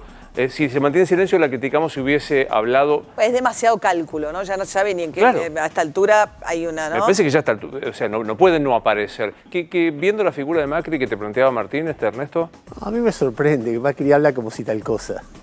Es decir, Macri sale, hace su libro, poca autocrítica, no entendés qué hizo mal. Y la verdad que fue un gobierno muy malo, muy malo. Uno puede ver el gobierno de Cristina, y el gobierno de Cristina para mí también fue, sobre todo el segundo, porque recibe un país muy pujante, muy equilibrado y lo deja agónico. Pero creo que Macri la superó en lo malo del gobierno, la herencia de la deuda es muy fuerte. Entonces, uno no es que como periodista no tiene el derecho de jubilar a nadie, pero si vas a volver a estar en carrera, contame por favor qué hiciste mal. Me hubiera encantado que el libro fuera, dice, miren, yo este libro no voy a hablar de bien de mí, no voy a hablar mal de los otros, voy a hablar mal de mí. Para que aprendamos todos, voy a contar qué creo que hice mal y por qué las cosas no me salieron como yo pensaba. Y no le voy a echar la culpa ni al país, ni a la oposición, ni a que era un gobierno débil, sino que cometí errores, que sin esos errores que me hicieron pensar y me generan estas dudas, ese hubiera sido un libro que a mí me hubiera conmovido por su honestidad. Y no, el libro no es eso. El libro tiene un capítulo de una autocrítica más bien bastante autocomplaciente y el resto es, nada, la culpa del país. Página 5 el libro es Cristina no está bien de la cabeza. Claro. O sea, Sí, además, además tenés dos líderes que creen que el otro va por sus hijos y por su familia, entonces, y que el otro está loco y que tiene entonces es muy difícil. Muy difícil. Ahora, intenté hacer un ejercicio. Yo pensaba, cuando recién se había ido el kirchnerismo, yo escribí una nota que se preguntaba si podía volver Cristina. Y yo hacía un cálculo muy sencillo, fue 51-49 que ganó Macri. Y la política económica de Macri no era muy popular, con lo cual probablemente Macri caiga, Cristina suba y podía volver. Desde el principio siempre estuvo. Hoy hay una nota de Krugman en el New York Times diciendo Trump, que sigue estando, dice, bueno, ¿puede volver Macri? Hoy parece chino. Pero ¿qué pasa si de repente hay un proceso de descontento con el gobierno nacional y vos tenés un 60% de gente que vota a quien sea que esté en la oposición? Y Macri va a una interna y todos los demás son chiquitos al lado de Macri. Y gana esa interna de la oposición, yo no creo que esto pase. Yo creo que si hay ese escenario, Macri resuelve como resolvió Cristina, es decir, poniendo a otro donde él pueda ser influyente. Pero que ese núcleo duro, tanto a Cristina como a Macri, los deja, y que son un gran problema para el país, por lo menos en mi opinión, los deja muy vivos y muy potentes, porque además son dos dirigentes políticos muy importantes, los dos tienen el fuego sagrado. Vos eso lo ves, cuando Macri es tan resiliente, es decir, arma el primer partido político desde Perón. Nunca partido político nacional con concejales, diputados provinciales, gobernadores, intendentes, diputados nacionales, senadores. Desde Perón no hubo otro. Único no peronista en terminar su mandato. Claro, entonces vos tenés un grupo muy fuerte. ¿Es que es resiliente políticamente hablando o es resiliente personalmente? Yo creo que lo mueve más el enojo que tiene por lo que se piensa de él, más que la convicción de un armado político. Pero cuando él fue jefe de gobierno salió derrotado y volvió. A mí me parece que tiene una resiliencia. ¿Qué tiene? Tiene mucha ambición de poder. A mí me parece que, a pesar de que tiene como una actitud un poco displicente, quiero terminar a las 8 de la noche y preservar mi familia, me parece que nadie llega a ese lugar si el poder... Es un hombre muy tenaz, muy persistente, como lo es Cristina. Son personajes muy importantes para el país. A uno le gustaría que fueran mejores, más generosos, más serenos, que lo que transmitiera al país fuera algo más de criterio, de sensatez, de autocrítica, porque también Cristina habla como tal cosa. Y vos decís, bueno, denunciás el lofer y que choreo no hubo. Ponele que algunas causas se hicieron con hechos realmente irregulares, como la detención de Vudú, o algunas causas que afectan a ella, pero hay otras que la afectan que no son disparatadas. Y esos 4 millones de dólares en la caja de seguridad y esos hoteles... La caracterización de la obra pública, los bolsos y los sauces. Entonces parece que es solo una perseguida y vos escuchás eso y decís, bueno, no es así, la verdad que no es así. Bueno, hagamos el aviso de que están haciendo cosas re interesantes. Primero, soy tu fan. Quiero decir, soy tu fan de MasterChef. Somos un team de fans de María O'Donnell, así que... ¿Te invitó a comer alguna vez cocinando ella? Sí, por una picada, no. Picada, o sea... No, te hice pizza. Pizza, ¿no te acuerdas? No. La estrella de MasterChef y me hace la pizza. Pizza caseras, ¿estás? Sí, ¿estás segura? No me acuerdo mucho. Sí. Yo ni eso, quiero decirte, no he dejado ni un bocadito, nada, todo. Nada. Bueno, contame qué estás haciendo. ¿Además de MasterChef o MasterChef? Obvio, en general. No, estoy a la mañana madrugando, que vos ya no madrugás, de 6 a 9 de la mañana ahí en Urbana Play, que está buenísimo porque, en este contexto que nazca una radio nueva es como una maravilla, estamos acá muy cerquita. Linda gente, aparte hay gente muy linda, muy macanuda. Muy lindo. eso. Así que es una experiencia divina arrancar con una radio, estoy muy contenta con eso. Y estamos con Ernesto ahora en CNN, debutamos el sábado pasado a las 10 de la noche, CNN en español, que bueno, nos plantea también un desafío, una mirada más regional de lo que pasa, nos abre, es como un desafío nuevo también. Estamos estudiando, Estamos en serio, estudiando mucho. Porque muy tantos bien. años de trabajar sobre Argentina, de repente estamos en contacto con gente que sabe mucho de América Latina y preguntando, estudiando, leyendo, buscando cómo hacer una cobertura y también empezando a hacer algo que uno hace cuando es chico de periodista, que es empezar a ver fuentes. Como la idea es conseguir notas de dimensión regional, bueno, encontrar cuál es la válvula que te permite llegar a fulano, a mengano, a sultano, que supongo que al principio nos va a costar y en un año estaremos moviéndonos en ese espacio y es un desafío. María es muy joven, pero yo soy un poco grande, pero tener desafíos de este tipo... Bueno, vos sos muy grande, más mucho más grande que nosotros, claro. Sí. ¿Qué le vamos a Se hacer? nota, mirá. Nada, de ninguna. Placer verlo. ¿Será que alguna vez, todos los años digo lo mismo, No, ¿será sí, que vamos a pero laburar vos juntos sos el mismo? déjà vu. No hay modo.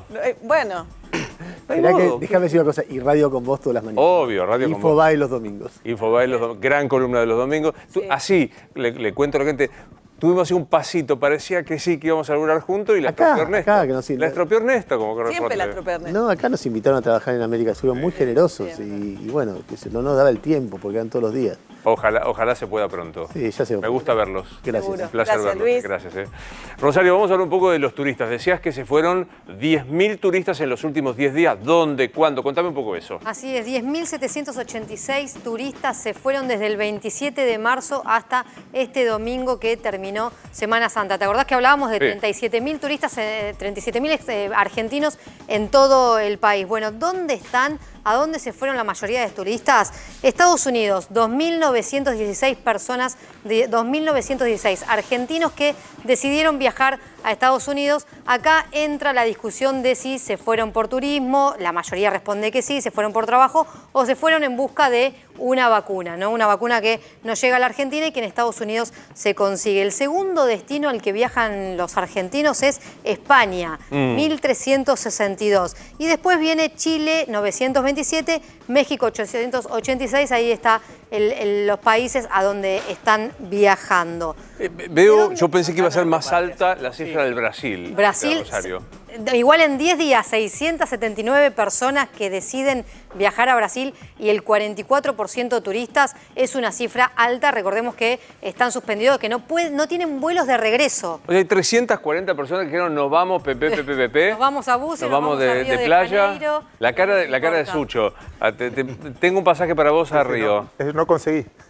Claro. Pero es raro, o sea, ya empezaron, no sé si a ustedes les pasa, a llegar los mensajes a los teléfonos personales nuestros. Por favor, tengo mi hijo en México, por favor, mi hijo se fue a Los Playa del nuestros Carmen. no nos manden. Que Que a no me nosotros manden. No nos se lían, manden. a mí me están Manden mandando. A mí, bueno, A mí no me mandan, será porque Que no me yo no mandan. tengo chance de defenderlos. Te ¿De fuiste, dónde, gracias. ¿De dónde son los turistas o los argentinos que se van? Sí. Bueno, de Buenos Aires es el 43%, el 21% de la ciudad de Buenos Aires y después de Córdoba, de Santa Fe y del resto de las Está provincias. más, el 43 representa más o menos la cantidad de La población. cantidad que de tenemos, población, ¿no? sí, el 21 es un poco más la ¿Y ciudad de por Buenos qué Aires, se que es van? el 8%. ¿Tienen qué cosas humanitarias y de primerísima necesidad van a hacer, Rosario? El 4,81% se va por turismo. No decide posponer las vacaciones y decidió irse de todos modos en los últimos 10 días. Che, ¿esto en serio? O sea que el 45% de la gente se va de turismo a lugares endémicos, no sé cómo se dice, a lugares con mucha presencia de la pandemia. Sí, Estados Unidos y España, entre los principales de ellos, que los números son altos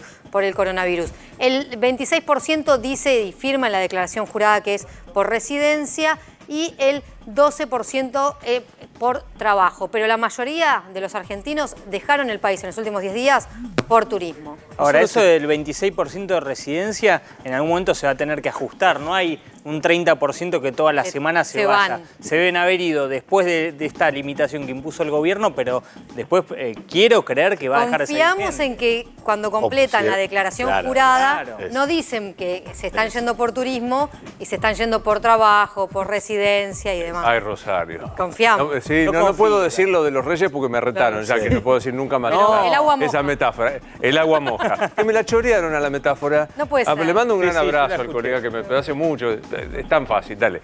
No solo el riesgo sanitario de irse en este momento, que es el más importante, sino el riesgo también de que con toda la discusión de las medidas que se están tomando, de que un día te digan, no entra nadie, Bueno, o que los sea se van a más Brasil difícil volver. pueden irse, pero no tienen vuelos de regreso. O sea, bueno. los turistas que decidieron irse a Brasil no saben cómo vamos a volver. Después los vemos en las fronteras pidiendo que Claro. los dejen entrar. Bueno, que en tampoco- definitiva pudieron entrar. ¿Cómo? Que en definitiva pudieron entrar. Claro, tampoco la frontera, ahora voy a hablar con Florencia Cariñán, luego vamos a hablar con Florencia Cariñano, tampoco la frontera terrestre, o sea, para que no se acerquen. Están cerradas. La terrestre fue la 158. primera que se cerró. hace Claro, 10 está años. cerrada el 24 de diciembre. Desde 158 entonces. pasos fronterizos tiene la Argentina. 16 provincias tienen pasos fronterizos con otros países. Están cerradas. ¿Qué pasa con el presunto turismo sanitario? O sea, el que se va a vacunar. De paso, hoy contaba Carlos Burgueño en la radio, nosotros hacemos todos los días la radio de 9 a 12, que el Emirato de Bahrein pensó en comprar, tiene con qué, compró muchas vacunas en exceso, como invitando a la gente que fuera a vacunarse. No estaría funcionando y por eso propone la venta de esa vacuna incluso a la Argentina. ¿Hay turismo sanitario? Mirá, nadie lo admite, pero el principal destino de estas 10.000 personas es Estados Unidos, con 2.916. Sabemos que a Estados Unidos está yendo gente a vacunarse. Bueno, el colega Jairo Estraquia contó en su columna del domingo que había muchos empresarios que se iban a vacunar. Sí, hay muchos. Hay muchos. Ahora, hoy irte a vacunar no es un tema que teníamos planteado para hoy, podemos hacerlo para mañana. Hoy irte a vacunar a los Estados Unidos, sin ser residente, sin tener una cuenta bancaria, sin tener nada, una propiedad, ¿puedes hacerlo en Estados Unidos? no. Como turista no, o sea, tenés que tener una Algo. cuenta bancaria, algún papel. Un arraigo Sí. con Estados Unidos. Claro, una licencia de conducir. Ahora vamos a hablar también con Adrián Sack, que es nuestro corresponsal en los Estados Unidos, para que nos lo cuente. Bueno, voy a recibir a Florencia Cariñano, que es la responsable de Migraciones. ¿Cómo estás? ¿Hacemos un santafesinismo o no hacemos un santafesinismo? Y vos sos rosarino, yo soy Es santafesina. que por eso te digo, hay una estamos diferencia complicados. ahí, hay una diferencia. Florencia es hija de un mítico dirigente peronista de Santa Fe. ¿Cuánto hace que estás acá? Y vine para la universidad y ya me quedé. Y ya te quedaste acá, Sí. definitivamente. Gracias por estar con nosotros. Por favor. Veíamos recién cifras, 10.000 argentinos que salieron en los últimos 10 días. Sí. ¿Eso qué es? ¿Desidia? ¿Es que hay razones justificadas? ¿Cómo lo ves? Bueno, a ver, prohibido no está la salida del país. Sabemos que podemos salir, los argentinos pueden salir. Lo que estamos haciendo es recomendar fuertemente que no lo hagan, porque afuera hay peligro, hay nuevas cepas, hay cepas que todavía no están en la Argentina y la verdad que ir a enfermarte afuera no está bueno. No es lo mejor que te puede pasar cuando te vas de turismo, realmente. Vimos que, como decía Rosario, hay un 47%, al día de hoy, inclusive esto es hasta el 2, al día de hoy hay un 47% de gente que esgrime razones turísticas para irse. Tenemos 19.000 argentinos aproximadamente desde diciembre que aún no volvieron en Estados Unidos, 8.700 en Brasil y la mayoría, 24.000, están en España. Claro. O sea, si hoy yo quiero comprarme un ticket para irme a Madrid, puedo hacerlo, si consigo que podés haga la hacerlo. La prohibición de salida no está en el país.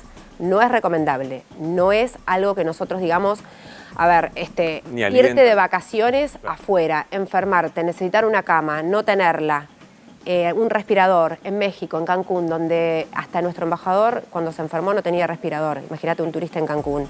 La infraestructura de estos lugares claramente no es una infraestructura que esté en condiciones de recibir turistas de todo el mundo y que se enfermen muchos de ellos y necesiten un respirador. Ni siquiera el respirador, te quebras una pierna. O sea, hoy en Brasil no te atienden definitivamente porque no tenés, No. la prioridad es el COVID como corresponde. Exacto. La verdad que es temerario. Están colapsados todos los hospitales, Yo en digo, Paraguay me voy, también. Me Sí. voy. ¿Hay riesgo de que en el futuro próximo o más mediato se cierre totalmente el espacio aéreo de la Argentina? Mira, nosotros las decisiones que vamos tomando, las vamos tomando en base a lo que va pasando en los países que nos rodean y en los países con los cuales tenemos relación aerocomercial. El Ministerio de Salud nos dice, está muy complicada la situación en Chile, está muy complicada la situación en México, en Brasil, tenemos que ir reduciendo frecuencias.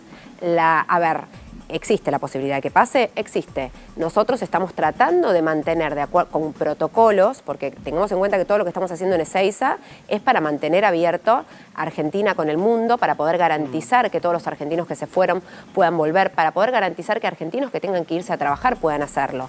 Ahora, claramente el presidente, si considera que hay una situación de extremo riesgo para los 45 millones de argentinos que están acá cuidándose, que hace un año estamos haciendo sacrificios, seguramente, si es necesario, en algún momento se pueden... La verdad que no es lo que queremos, por eso apelamos a la responsabilidad individual. De un país que resultó ser un ejemplo en el COVID, que es Israel, en un momento cerró absolutamente. Francia.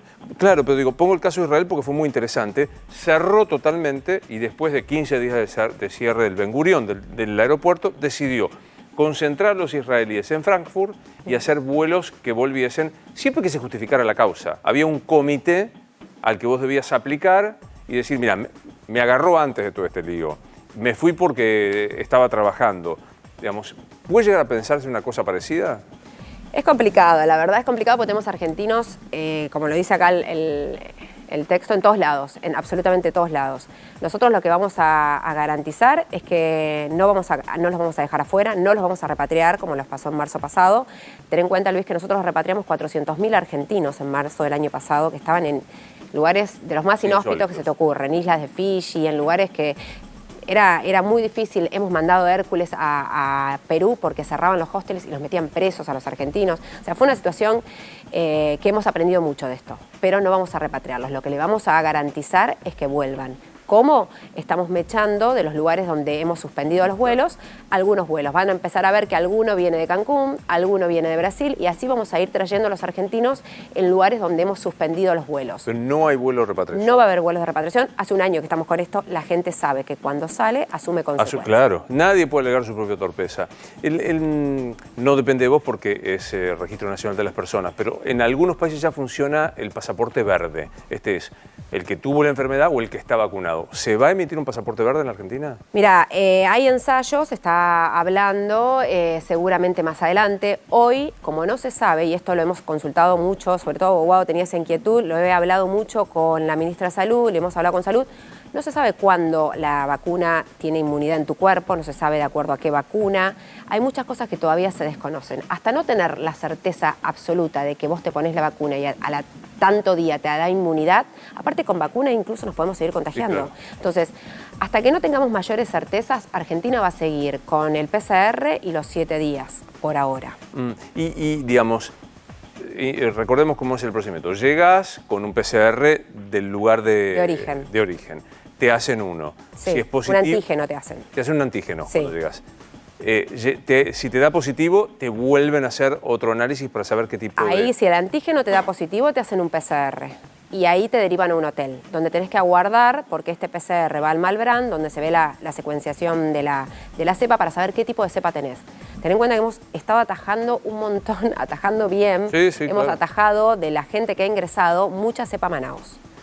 Muchos de los que han dado positivos han sido cepas Manaos y cepa de Gran Bretaña. De los que vienen de Europa, vienen con la de Gran Bretaña y hemos atajado muchos de México y de Brasil con la cepa Manaos.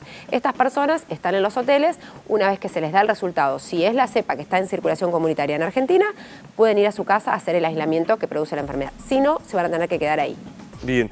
¿Tenés presente cuántas personas hay en hoteles hoy día alojadas? Mira, hay 47 positivos, y 4 de Ezeiza y 4 positivos de Aeroparque.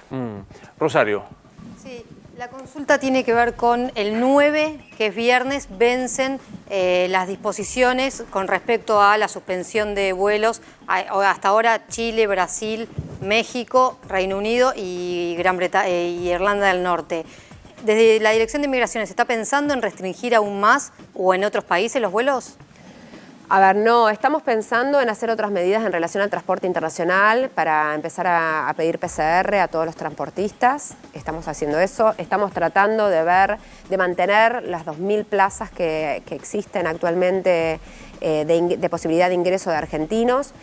Al tener un laboratorio en Ezeiza y en Aeroparque, la verdad que eso nos está rindiendo bien porque atajamos a toda la gente que pueda llegar a venir enferma. Y la realidad es que necesitamos que vuelvan los argentinos, ¿no? Tampoco podemos cortar tantos vuelos. Así que esto paulatinamente se va a ir reduciendo, pero no queremos llegar al cierre total. Va a depender también mucho de la gente, de la responsabilidad de la gente, de que los laboratorios donde van afuera sean reales, no sean laboratorios como nos pasó en Cancún. Claro. Exacto, que la gente haga la cuarentena, los números internos, todo hace a que se tomen decisiones, no es una sola cosa. Sí, Nacho. Sí, tengo entendido que tuvo un episodio familiar de alguien de su familia que iba a viajar ante este contexto. Si puedes contar qué pasó respecto a ese tema y cómo logró que esa persona desistiera de viajar. Aclaro que ya en mi familia me odian por este hecho familiar que tuve. Ya mi tía me dijo, no la menciones más, vos me vas a generar otro problema. No, me llama mi prima, me dice, me estoy yendo a Cancún y te quiero contar además que estoy embarazada. Digo, bueno, estás loca. O sea, ¿Cuándo fue eso? Y no me agarró en un buen día tampoco, entonces, y habrá 3 semanas. Claro, justo. ¿Estás loca? Claro. ¿Qué te vas? ¿A dónde te vas? ¿Qué estás? Bueno.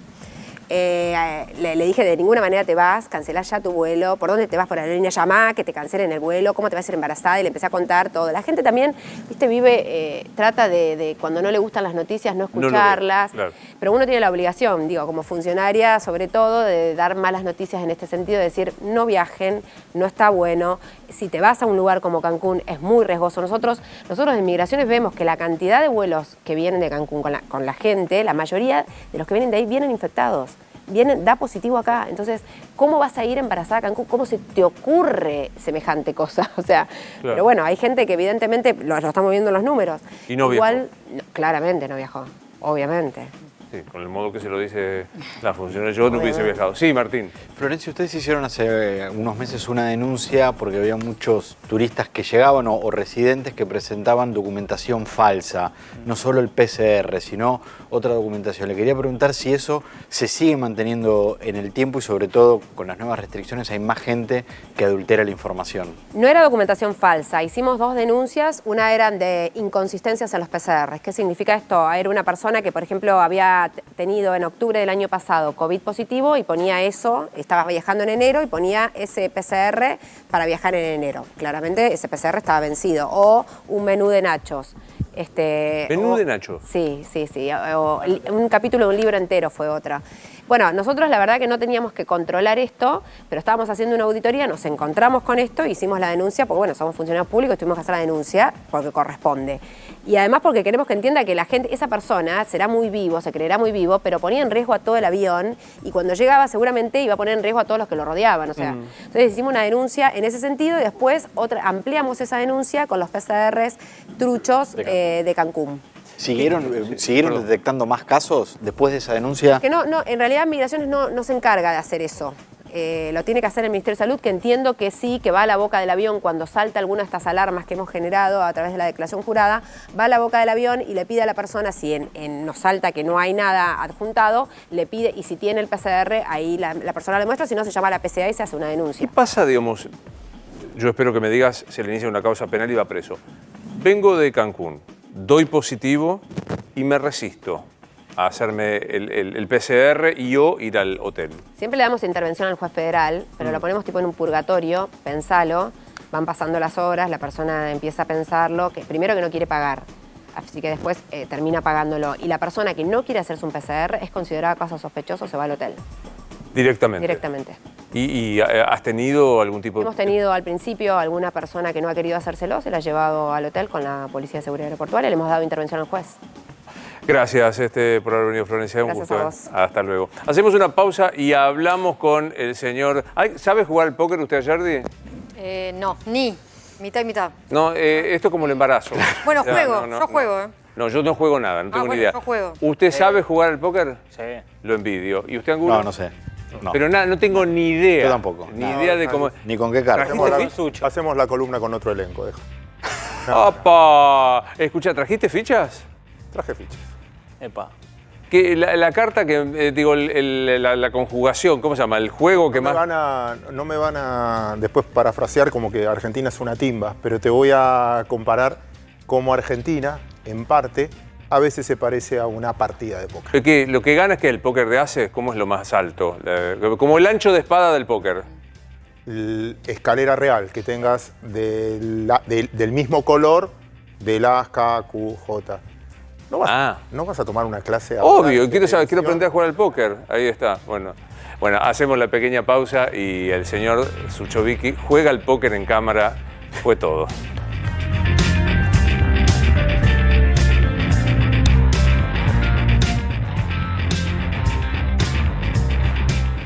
Vamos a jugar al póker como corresponde, señor Suchovicki. ¿Me explica de qué se trata? Mira, en base, es un artículo que publicaba La Vida como las fichas de póker o como una partida de póker. Sí. Es un trabajo que hizo Rick Lavió, es un pedagogo que trata de enseñar o educar a las personas que tienen alguna diferencia o alguna capacidad diferencial. Y él dice que la vida son como las fichas de póker. Ahora vamos al juego, pero déjame antes repartir la ficha. Tiene que ver con la autoestima que tenemos cada uno a la hora de los que nos fueron formando. Ya lo voy a atar en Argentina y ya va a ser una nota económica. Te pido 2 minutos de paciencia. Todo suyo. Dice el autor, en este caso, que todos nacemos con 100 fichas. Te pasan cosas buenas y te van dando más fichas. Te pasan cosas malas y te van sacando fichas. Ejemplo, te nombraron capitán del equipo de fútbol. Qué bien, Nacho. 30 fichas más. Trajo ficha. El tipo trajo ficha en serio. Las agarro. ¿Qué crees? Más fácil que hablar es la imagen. 30 fichas. Rosario, qué bien. Mirá. Te sonrió el chico, la chica, no sé, que te gusta. 30 fichas más. ¿La plata? Y así te van dando fichas en la medida que te pasan cosas Pásele la positivas. ficha. Sí, son mías, no claro. las ¿Puedo un peaje? ¿Puedo? No va. No, pero ojo que tienen valor, ahí dicen. Caja empleado. Entonces, ellos cada vez van enfrentando las situaciones que les plantea la vida, todos los desafíos, con más fichas. Con más fichas. Repito, capitán del colegio, hiciste un gol, todo mérito va con ficha.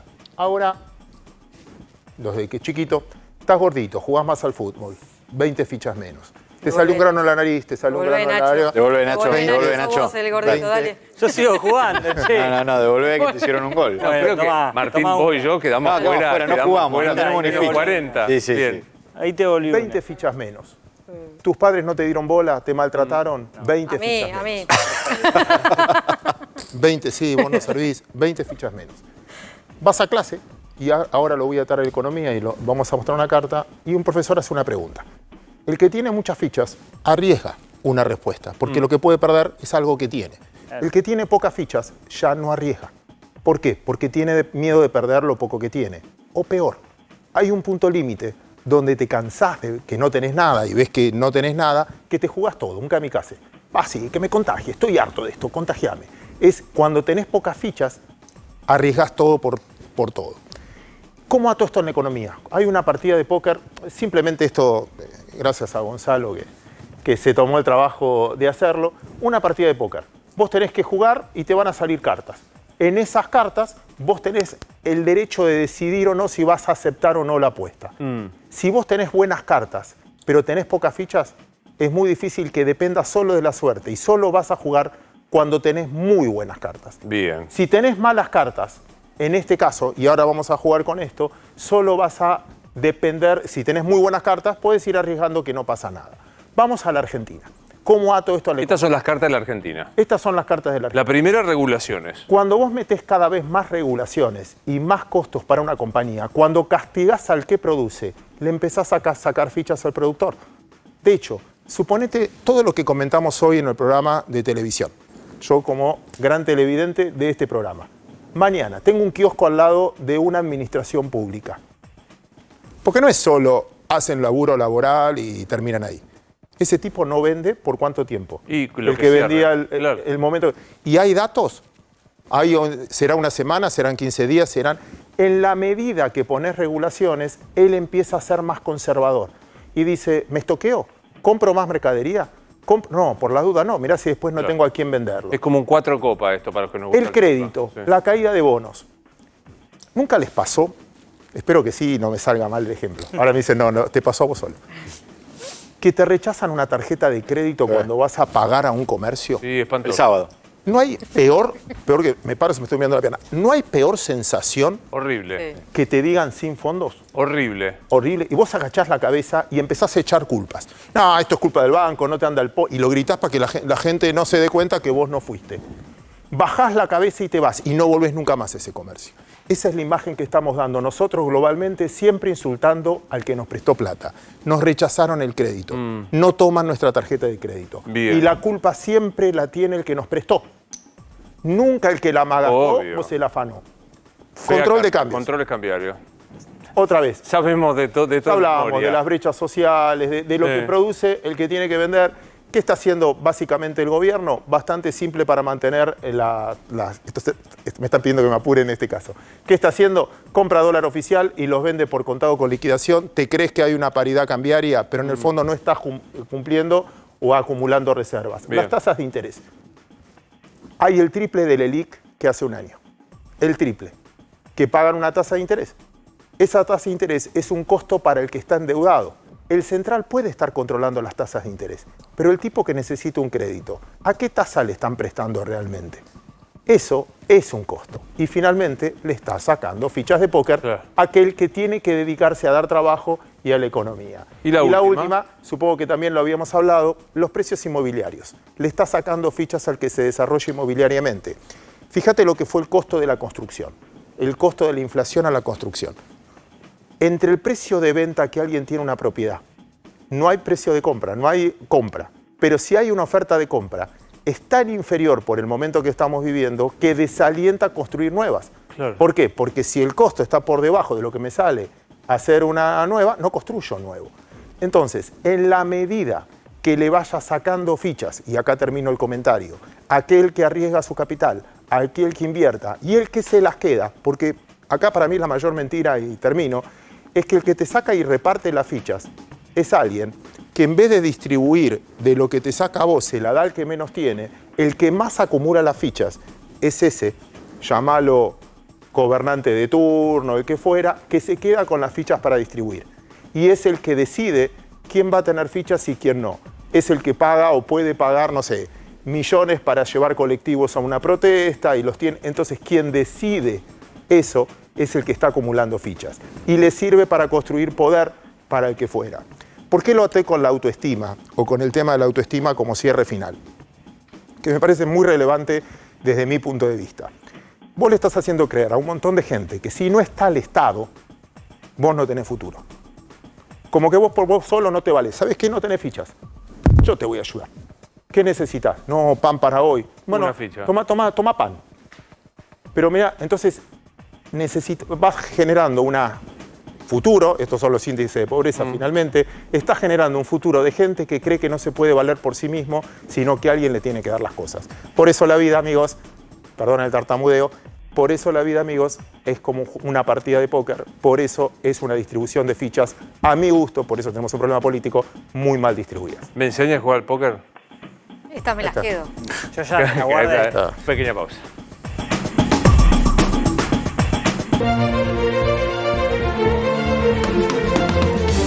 Recorrida por el mundo para saber qué está pasando con el COVID. En los Estados Unidos, el siempre impecable Adrián Sack, y en Uruguay, Gustavo Descalzi. Adrián, buenas noches, ¿cómo estás?